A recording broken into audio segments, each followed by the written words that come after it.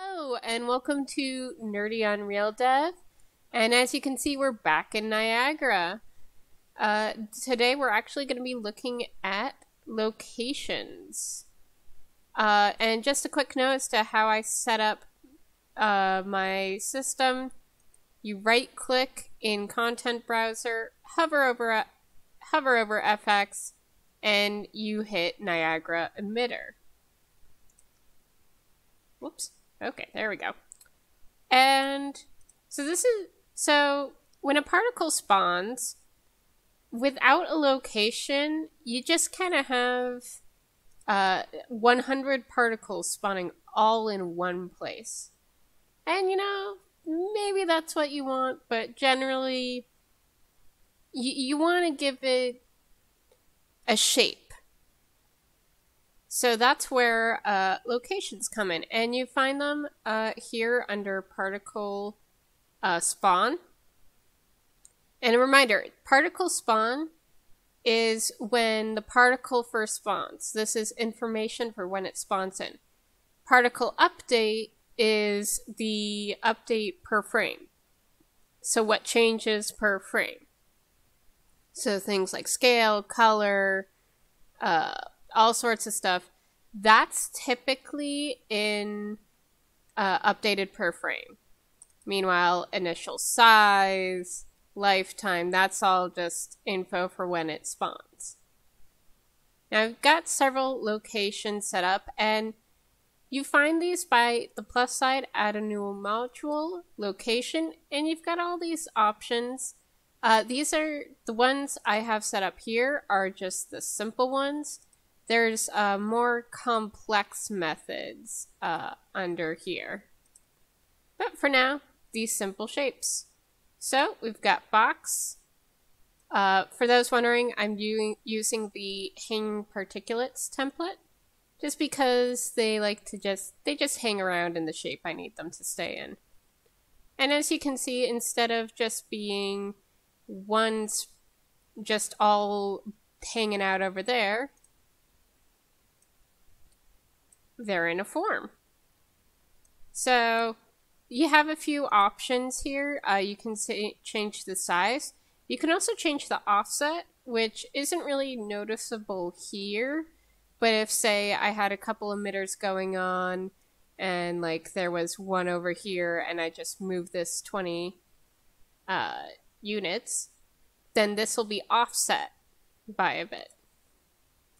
So that's a good thing to keep in mind, especially once you're in the Niagara system and you're playing with emitters and you're trying to put things together like fire or more complex systems. We've also got coordinate space, which is just where the vectors... source coordinate space of the location offset. So generally, local will be all you need. So that's box. We also have sphere, as you can see. Simple sphere, change your radius, change some non-uniform scale. We have coordinate space, again, as well as offsets. And then cone position is interesting. So you can change the angle of the cone. You can change the length. You can also enable wedge. So rather than the round looking cone, you have more of a wedge shape. We also have torus, which again, so you have radius, handle radius, so the radius, so as you can see, this is the main radius, how big it is, but you can change the size of the actual ring. Takes a sec to populate in. We also have surface position, so whether or not, so this is 1 or 0, as you can see.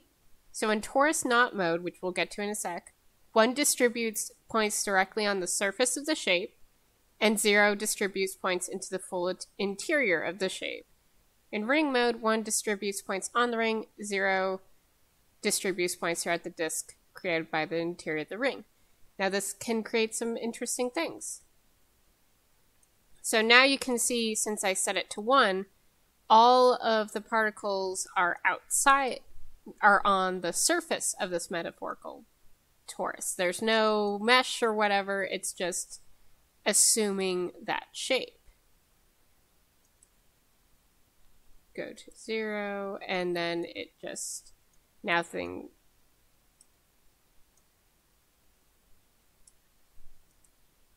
Yeah, now it's repopulating. There you go. So now you can see that things are inside. Torus knot. So as you can see, I think I'm just going to bump up the amount of particles here just by going to spawn rate. Now you can clearly see that we've got a sort more knotted torus. And again, if we hit 1, it just gets on the outside and you got this cool little design. 0, it's all throughout. You can also change the amount of loops. And knot ring loops. So you can make some funky designs with this. And then ring. So everything is on the ring at 1. And at 0, it forms more of a disc. So you can do a lot of interesting things with torus location. We've also got cylinder location, where it's just your standard cylinder. You can change your height, you can change your radius.